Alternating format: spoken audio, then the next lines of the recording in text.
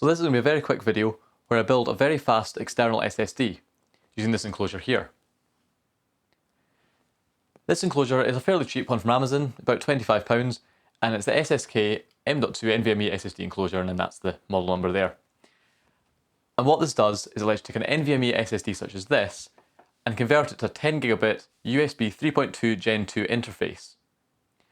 So that'll be a really fast external SSD, and a lot faster than that using a SATA SSD in an external enclosure. So let's take a look at it. So we've got the enclosure here, comes in a nice box. Interesting, like a little sort of rubber thing on the top that's like to pull it open, which feels a bit of a waste from an environmental perspective, but oh well. And yeah, this should be quite a neat thing. So let's see what we get. That's the enclosure there. That even comes with a screwdriver, that's quite neat. And then that's a thermal pad for the SSD, and it comes with a USB-A to USB-C cable, and then a USB-C to USB-C cable. And yeah, this will be a really high-speed enclosure because you can use an NVMe SSD rather than a regular SATA one. Now, it's important to bear in mind the difference between these SSDs. So for people who don't know, you'll often hear about M.2 SSDs, which is this one here, or this one here. But there's a fundamental difference between the two of them. M.2 is just the form factor, it just defines the shape and then the pin out on the end here. But there's different keyings for M.2, so some SSDs have different pin layouts on this end, depending on what they do. M.2 slots can carry various different signals over them. They can carry PCI-Express, they can carry SATA, they can even carry USB and then various other sort of I2C and things like that. So it really depends on what standard your card uses, depends on what enclosures and stuff you can do with it, as well as capabilities. So as I mentioned, this is an NVMe enclosure. So this needs an NVMe SSD, like this one here, that works over the PCI-Express protocol. Cheaper SSDs such as this one work over the SATA protocol, so won't work with this enclosure. You can use these, you just need to get a different enclosure that works with SATA SSDs instead of NVMe ones.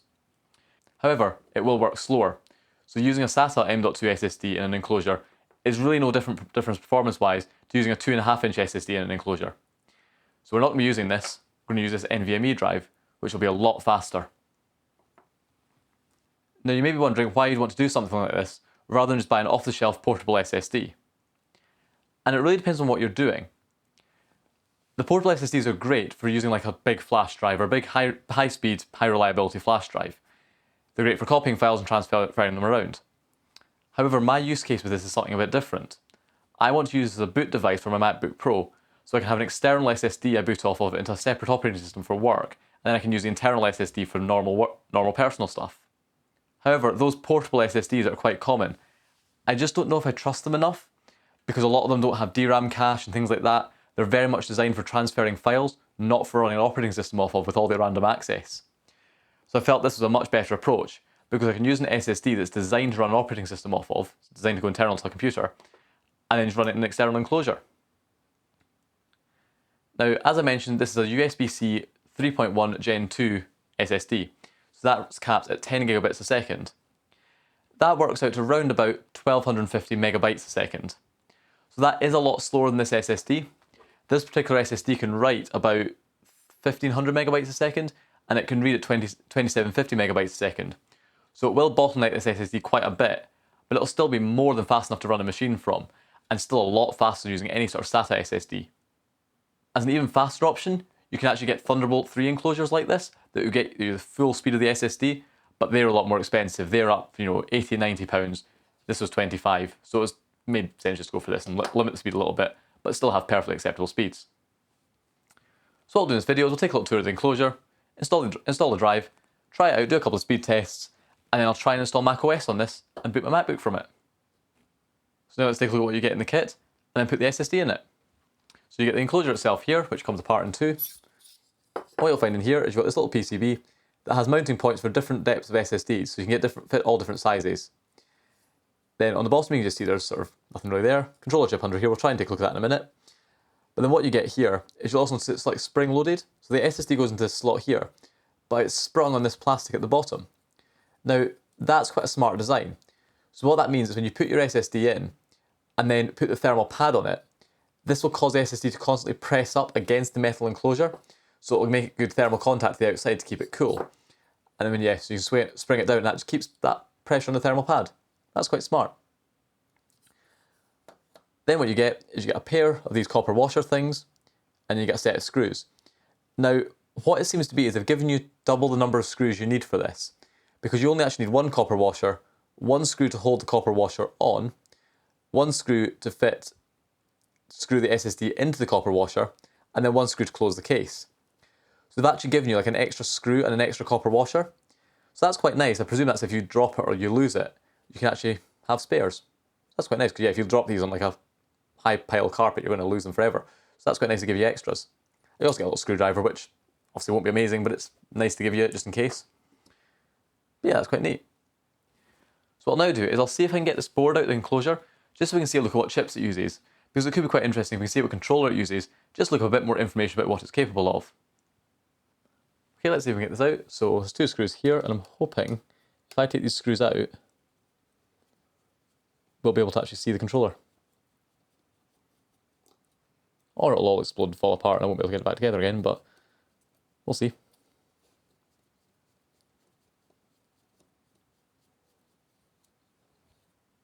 There we go. And then there's a little clip on the end holding it in, I think. So if we pull that back slightly. Look it off camera, see if we can see it better. Generally helps. There we go, so that's now unclipped at the end here. So in theory, we can hopefully try and slide this board out. Potentially. Okay, I finally got it open. That was way more hassle than it really was worth. But there's this little plastic, you take these screws out, but then there's this little plastic clip on the end you need to unclip because it gets in the way. And there's like a clip here, and two on the front. So it was really fiddly having to do it with a metal spudger to get it off. But I did it now. Wouldn't recommend doing it yourself because you might break it or damage it cosmetically, but I did it so you don't. So that's the board there, it comes out. And if we look on the bottom, we can see the controller. So first of all, you can see there's these big sort of copper things here. I guess that's just additional heat sinking to allow heat out the bottom of the SSD. But up here we can see the main controller, which is a JM583, which is a J-Micron controller. And look at the specs online. This is an NVMe to USB 3.1 Gen 2 bridge chip. So that's all it is. It's just exactly what it's doing here. Connects an NVMe drive over USB. And obviously that's the model there, so if you want to look up any more information, you can. So hopefully we can clip this together fairly easily. I should imagine it's hopefully be easier than it was to take apart. So that can go there. That little piece here can clip back on somehow. Like that. Yeah, there we go. That was definitely a lot easier than it was to take apart. And then, yeah, it doesn't look too bad cosmetically really after that. And then put the screws back in here. Like that.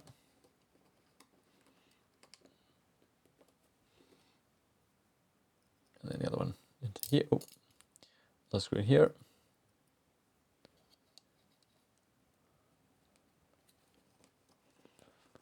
Like that. There. And then let's clip the back in there. That's all it takes. So now what we'll do is we'll put the drive in. So got my SSD here. You can see it's keyed, so it'll only fit the correct way, and it should just slot in. But what you'll find is there's no mounting point currently installed. So this is what we need to do with these little parts we've got here.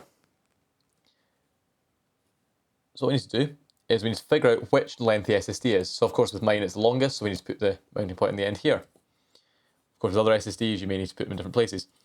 Now the only thing I've noticed actually is if you're wanting to put the washer thing in this middle position, it's actually going to be blocked by this here. So in that case you would actually need to take this all apart to get this board out. That's definitely a bit of an oversight with that design. So if you've got an SSD that fits in this position, I can't remember what length that is that 60 or 80? Yeah, you're not going to be able to get the screw in the back to mount that washer on. That's a bit of a daft oversight. So in that case, yeah, you would actually need to take this all apart. That's not ideal. Definitely does lose a point for that. What you'll be doing here is you'll need to put this washer in like that there, and then you'll screw the SSD onto it, in theory. Okay, so now here we go. So, interesting looking at the instructions, you don't actually screw down into this, which is what I thought you would do. That's what I've done everywhere else. What you do with this is apparently you're meant to stick it in the back of the SSD like that there, and then put the drive in. So you're meant to almost put it in there, put the washer thing into the SSD, like that, So it sits in the sort of semicircular notch that the washer has in it, you can see there. So the SSD sits in that little cutout. And then you need to somehow get it into the slot with that washer in place, which is a bit tricky because obviously you have to lift it up. There, like that. Put the drive down flush, like that there. And now screw in through the back. Okay, that kind of makes sense. Definitely a little bit fiddly though, because now you've got to try and hold all that in place while you put the screw in that's inevitably not going to go in right on camera. There we go. There we go. So then you screw in from the back there like that. And that's mounted. Okay, so that works. It seems fairly secure. It's definitely not my favourite method. I much prefer when you have like these washers that you screw in to the right depth. You then lay the SSD on top, then you put a screw through the top. That's a little bit easier, but it does work. So that SSD is now installed in there securely. So that sits in there like that. So now all we need to do is put the thermal pad on it and install it back into the enclosure. So got the thermal pad here, it's got some adhesive on the back. There we go. Stick that on the SSD like that. I'm just going to stick it over the label. The label itself is sort of foil back, so it will actually transfer heat through. I don't want to avoid a warranty label, so I'm going to take it off. That's now there, and as you can see, that sits slightly proud at the top. So when you put it in the enclosure, it'll squeeze down, and it'll then have this thermal pad pressed against the inside of the metal casing. There's also bigger ones that actually have heat sinks and stuff, so if you've got a really powerful SSD, you might want to use one of those, but this is a fairly basic SSD. And because this is limiting you to 10 gigabit a second, there's no point going for something super high speed. So yeah, this SSD is perfectly fine for it. But this thing does give you a lot more flexibility around SSDs you can use. So what we need to do is slide it back into the enclosure, making sure we get it the correct way up so that the back of it with the screw hole here matches the screw hole here. Squeeze it sort of flush a little bit and slide it in. And this thermal pad, it is a thermal pad, but it's not like it's one of those really sticky ones, so it's going in totally fine like this. There we go. That's in there. Flip it over, chuck a screw in the back. So in this case we'll use one of the countersunk ones, which is there.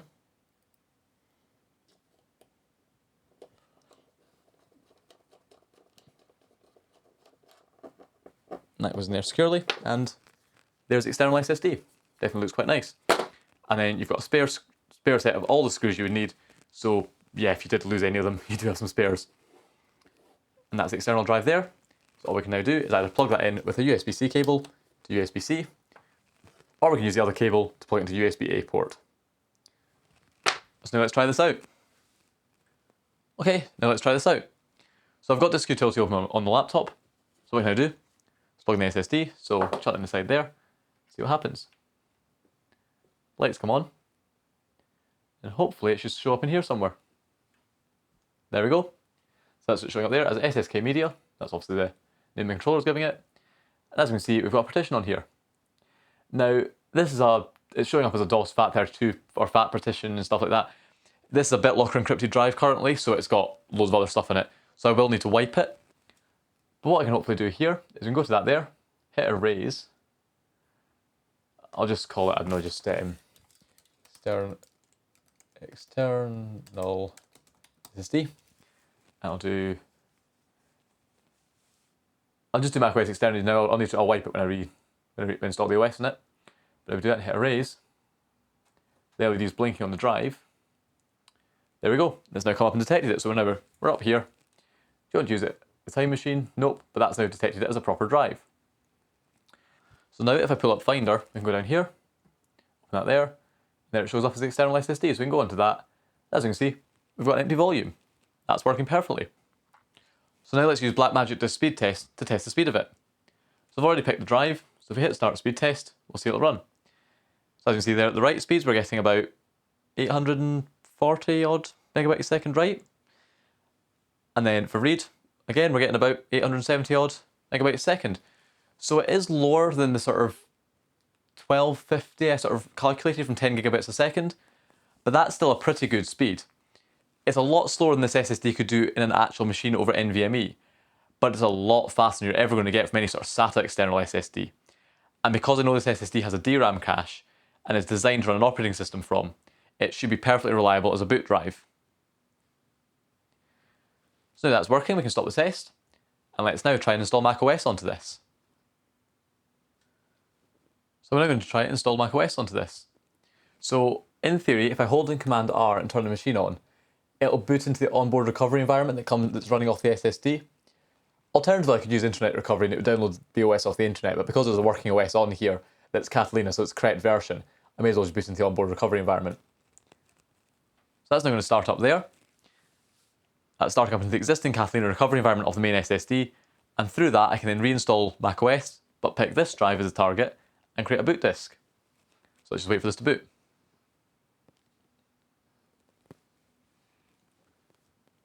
Okay, so that's now booted up, and it's now sitting saying examining volumes. So that's just searching for different drives. And at this point, it'll probably try and get me to unlock the file vault encryption on the internal drive, and then it'll let me get into the recovery environment. So we'll just need to wait for this to happen. Then we can do it. There we go, so it's now asking me to log in, so I'm just going to do that off camera.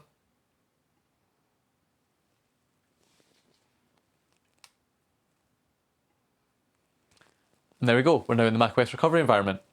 So what I'll do is I'll use disk utility quickly to, again, rewipe this SSD, because this time we'll do it as the APFS format, which I'd prefer. That's my internal drives there, which I'm not going to be going near, because I don't want to break them. There's the external one. So all we need to do is go to Erase, pick a format. I'm going to go for APFS, because that's the newer format. I'm going to try doing APFS without encryption, and then set up File Vault afterwards. I'll see if that works, because that would probably be a nicer approach. If not, I might have to come back in and format it as APFS encrypted, set an encryption password, and then just use that.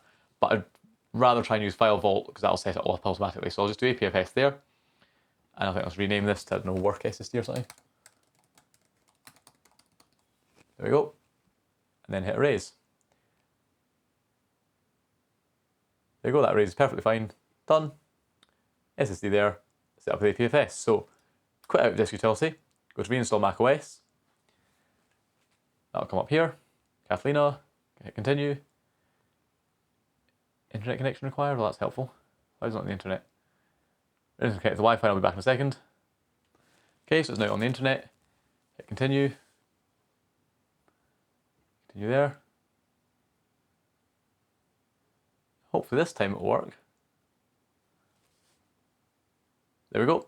License agreement, hit agree, agree. And now we've got two drives. So there's my internal SSD, the one I actually run from, and there's my new external one. So I'm going to hit the external one and hit install. Need to plug in the charger, I'll do it in a second, but hit continue. And that's it now running the install. So you see it's happily installing there. The LED on the external SSD is blinking away, so it's definitely doing something.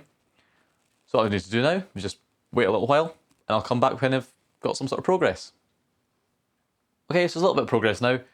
It got most of the way through the install process and then rebooted, but at that point it booted up to a screen saying it couldn't install macOS, and the light on the SSD was out, as though it had booted up and disconnected or something.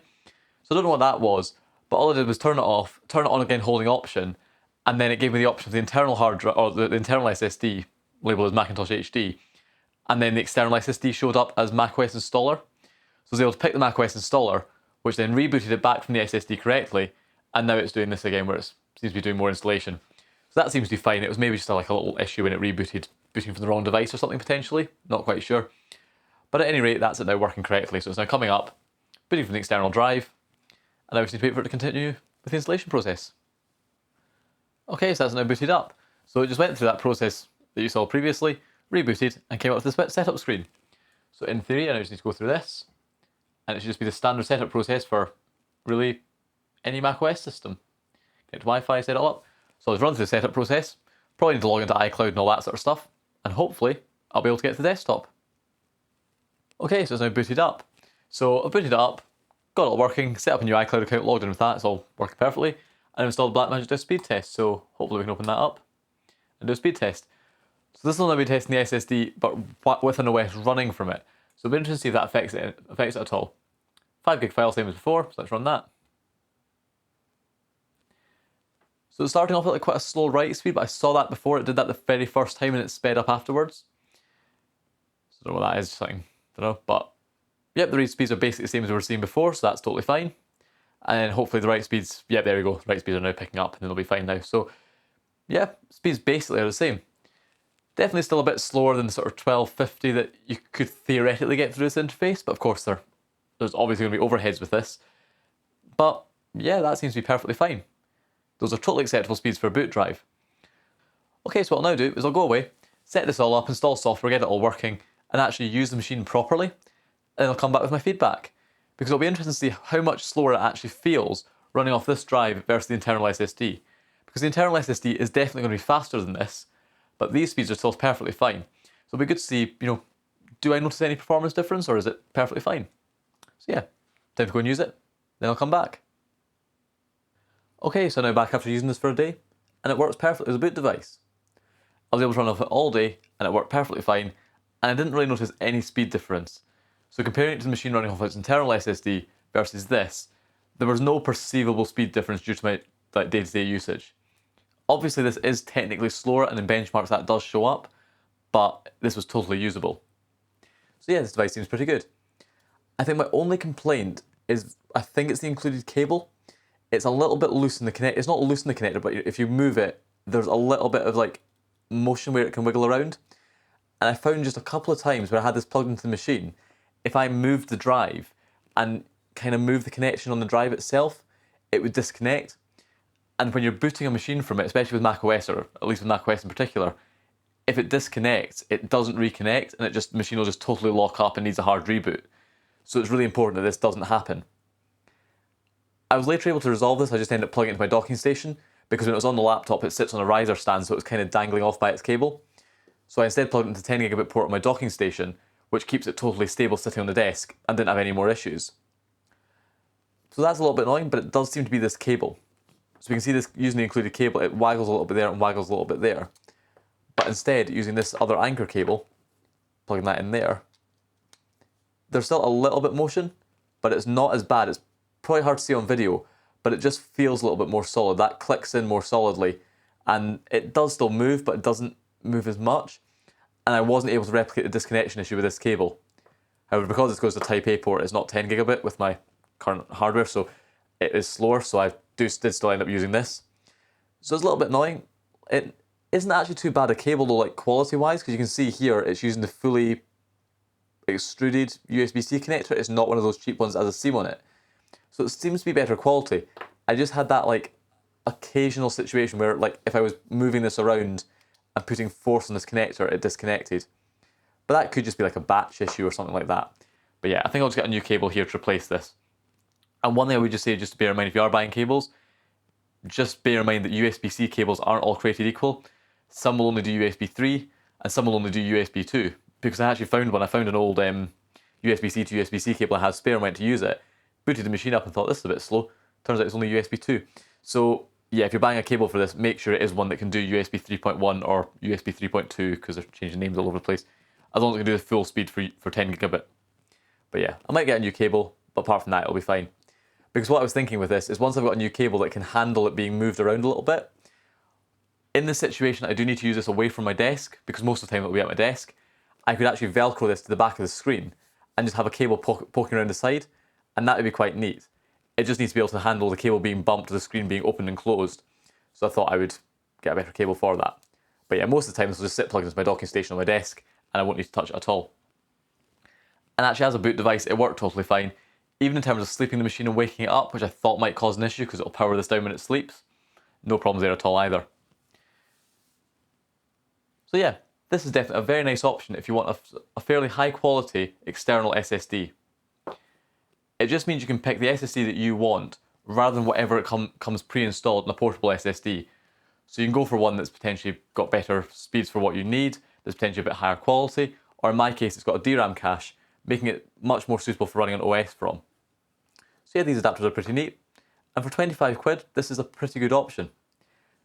The other option from this is to go up to Thunderbolt 3, which you would be able to do, and I might try and get one of those in the future to look at, but those start at least £80, and most of them are over £100. So £100 versus £25, it's a bit of a trade-off there. But yeah, definitely pretty happy with this little thing. So there we go, thank you very much for watching, and if you're interested in buying one of these, there's links in the description.